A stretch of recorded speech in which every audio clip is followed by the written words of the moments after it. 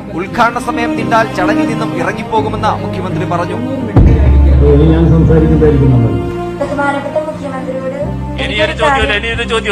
ഒരു ചോദ്യമില്ല. അവസാനിച്ചു.